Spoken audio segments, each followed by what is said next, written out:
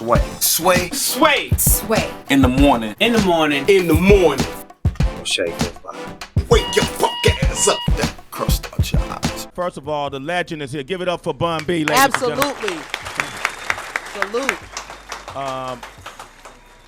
I was talking to, man, I don't even know how to describe this guy. I got to give a little background. When King Tech and I started in the Bay, it'll come to you who I was talking to last night. Okay. And King Tech and I, we started from scratch. We used to have a sequential drum processor that we started with. We used to put cartridges in it to get that 808 kick drum.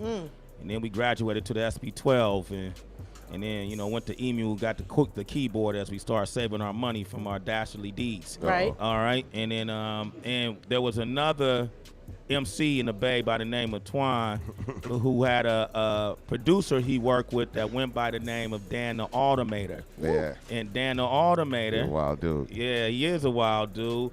He's the mastermind behind a lot of what Dell does. Dell, the Funky Homo Sapien and the Gorillas and he's just one of those weird scientists when it comes to music.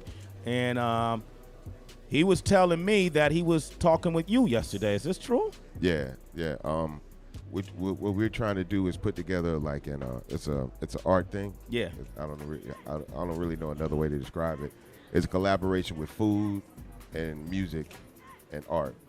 So it's like I did it last year one time where a chef created dishes based on songs that I performed, and then I performed the song while they played it to dish for people. So like 140 people came out, and then it wasn't a big thing; it was private and intimate. And then like while I was rapping, like say the guy made a song about he made a dish based on "Damn I'm Cold," my song with Lil Wayne.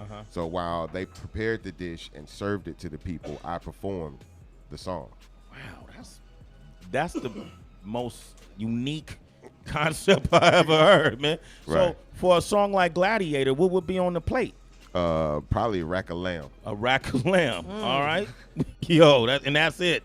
Yeah, just it. No, Yeah, and maybe in a potato. In a potato, right? Not a baked potato, just a boiled potato. Okay.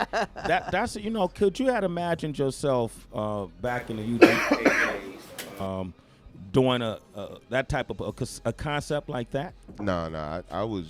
I was happy to be accepted by the culture that accepted me. I never thought that I'd be accepted by other outside cultures or even the counterculture to what I was doing. So, but it just shows that, hip hop is everything. Hip hop can be any and everything you want it to be. We represent everything, and we are a legitimate art form now, where we used to be the stepchild of music, you know what I'm saying? We're the proud son of music now. There it is. You like that, Heather? No, I love it. When you have ideas now, since you've been in the game for so long and you've been such a prominent figure, when you have ideas now, do you just go out? You don't think anymore like I'm crazy for thinking it. You just go out now and just get them done. What's your process now with some of these ideas you come up with? I just don't care. You know what I'm saying? I mean, like, I don't care about what people think about me. I don't care about how people look at me. I know what's genuine to me, and I'm at the point in my career where, I'm 22 years into doing what I do, representing what I represent and being who I am. I don't have to walk the streets and stick my chest out and prove who I am to people any day. My reputation is solidified. So everything I do doesn't have to be another solidification of my reputation. I can branch out and try other things and see if other things feel real to me, or look real to me or not, without that compromising who I am as an artist or as a G in the streets. Grown man B.I. What? My God. Bun B, ladies and gentlemen. Catch these gems. You got your partner sitting next to you. That's right. Business partner. I just met him. Why don't you introduce him to the world? This is my big brother, my business partner, Nino Cappuccino, president, CEO of Cappuccino Films at Trill West. Trill West, Cappuccino Films. It sounds like you're getting into the film industry. Oh, yeah. All absolutely. Right. If you're going to do it, you want to do it with people that have experience. You know what I'm saying? I'm not scared to jump out there and do things that I don't really know about, but it always helps when you got people that can help you. You know what I'm saying? I was very lucky to meet my brother, and from the day we met, we kind of clicked. It was very random how we met, but we clicked, and we have similar dreams, we have similar aspirations, and You know, we're people that, you know, we have, like, he's another person that his reputation is solidified. He doesn't have to prove who he is anymore, the King of Watts. Everybody know that. So we can go out here and do these other things and expand our brand. Did you say the King of Watts? Yeah. What's up? What's up? What's up with you, fam? In the building. Okay, remember one time I went to Watts. I don't know if I was in Watts or outside of Watts. That's where the towers are, right? Yeah. Okay, He was and in Lion's Den right there. I Sway. was right in the middle of it, right? Yeah, the Lion's Den, you was in his mouth, man. I was right on. I felt a molar. I bumped into a tooth or something. I think you felt a canine Yeah, if you was by the towers. Yeah, and I was there with Tyrese, and I always tell this story because I'm from Oakland, so it feel like there ain't no place I can't walk. Right. You know, and I went to Tyrese's house, and he was in high school at this time. I was trying to help him get in the studio and everything, and he was like, "Well," I said, "Well, where you taking me?" He said, "Well, we're gonna go to Watts." All right. So we went to Watts. And we went to an apartment building. I said, "Well, where you at?" It was a door open in an apartment building. It was Tyrese's home. And, man, there was some dudes walking around. He said, "Well, come with me." I said, "Man, I ain't getting out the car, dog." You go up the stairs in that open building. You might have been one of them dudes walking around. It might have been Nino. Was that you there, bro? I was probably off at that time, man. Okay. All right. Okay. Well, talk about what you guys are doing. What's the vision? Well, what we got going on over here, man, is that first of all, I've been in entertainment business 16 years for us, acting and producing in films. I graduated from AFI, master's degree in directing and producing, and that's coming straight out the streets, man. You know, changing my life 360 degrees around, totally. You know, because you know the life I lived once upon a time was the streets. You know? So connected with my little bro here, man. Like I say, it was destined because we had direct chemistry. We had the same format as far as thinking. We both drivers. We push hard. We persistent. We consistent. And life holds no excuses for us. That's who I am, you know, a man of integrity and intelligence. That's what's up, man. I need to hang out with y'all, man. So what would be the first project? Do y'all have a project in the works right now? Well, actually, we just completed. Well, we're in the format of completing, putting the final touches on the King of Watts. You know, you go to hashtag King of Watts. Check out the movie trailer right now. It's hot. It'll be hitting the streets in a minute, hitting straight to DVD, Netflix. Our next formal project we're working on, of course, we're filming in the documentary of the tour.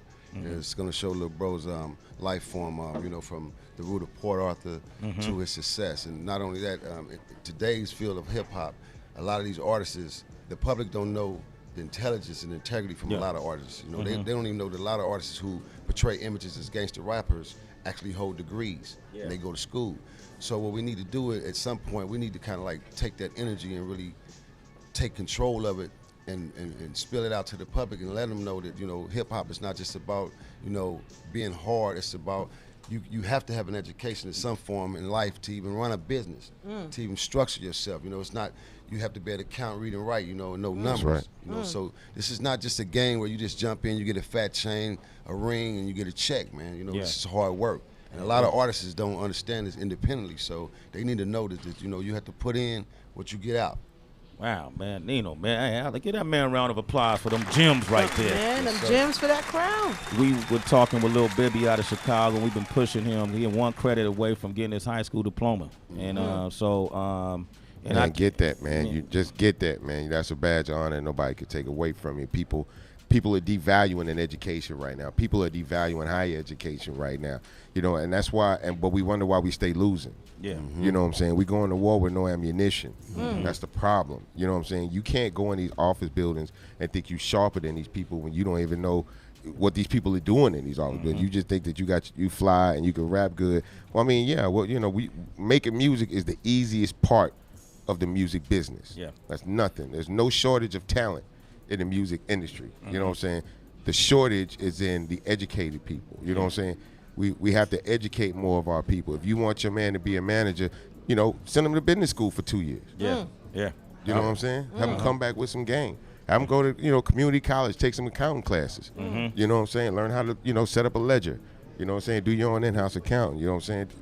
These are the kind of things that we need to do. You know what I'm saying? We need, our homeboys don't just need to, you know, be our security and our DJ and be the money man. We need to put people in real positions to be real contributors to society. That dude you sending out to get the weed, send them out to get their education too. Yeah. Right? Yeah. And then even beyond, and then once we master that in music, and by the way, I appreciate you guys saying this. Yeah. And then I think we also have to start pollinating these same concepts into politics because, we're the victims of systematic racism. That's, there's policy that's designed especially to oppress the disenfranchised. So when you think about the stop and frisk laws or the stand your ground laws that are so ambiguous, and they make them work for the system more or less. Would you agree with that, Bun? Would you agree with definitely that?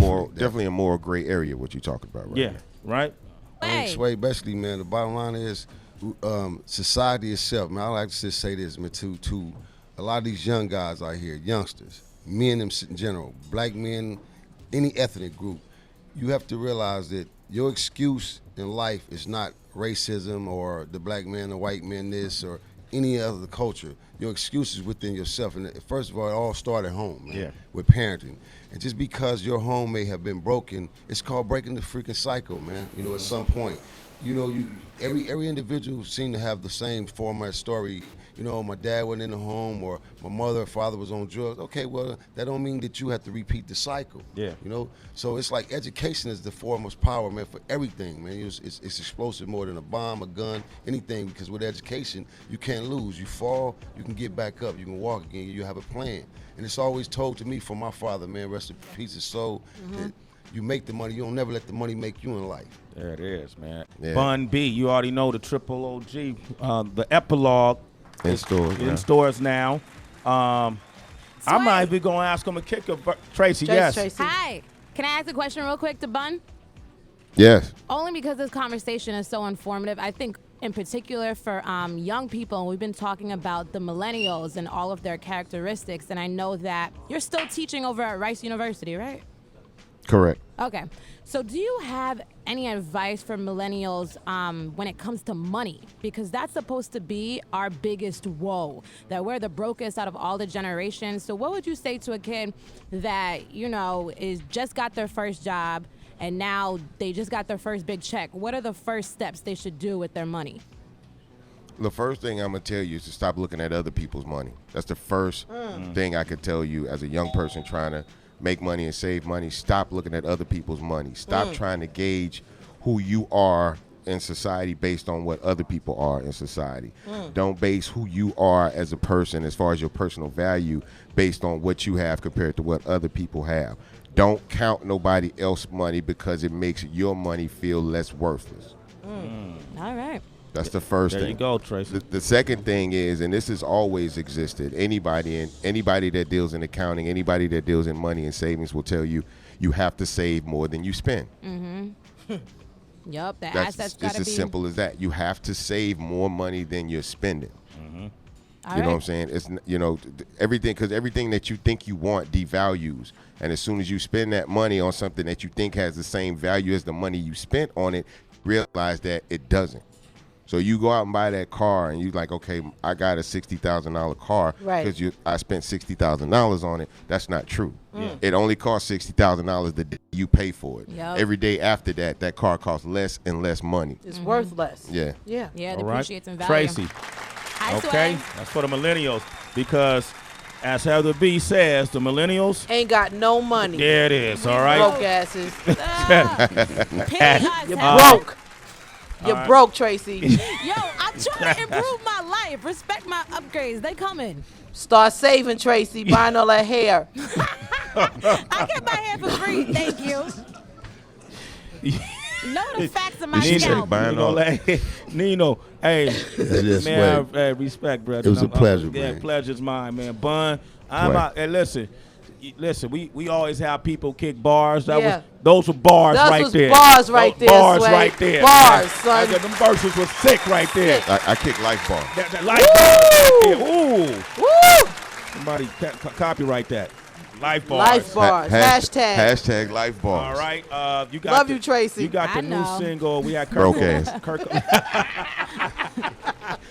It's Sway in the morning, only on Shea 45.